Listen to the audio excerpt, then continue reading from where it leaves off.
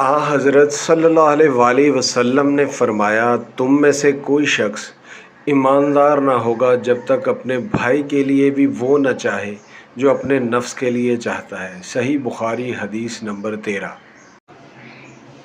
حضرت صلی اللہ علیہ وسلم نے فرمایا، تم میں سے کوئی شخص ایماندار نہ ہوگا جب تک اس کے والد اور اس کی اولاد اور تمام لوگوں سے زیادہ اس کے دل میں میری محبت نہ ہو۔ صحیح بخاری حدیث نمبر 15۔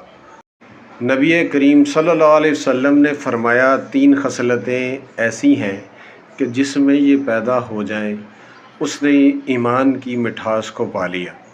اول یہ کہ اللہ اور اس کا رسول اس کے نزدیک سب سے زیادہ محبوب بن جائے۔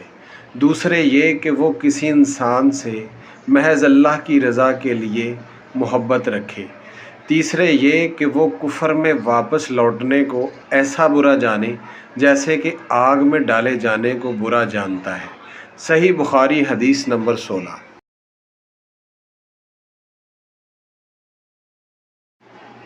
آپ نے فرمایا، انصار سے محبت رکھنا ایمان کی نشانی ہے اور انصار سے کینہ رکھنا نفاق کی نشانی ہے۔ صحیح بخاری حدیث نمبر 17۔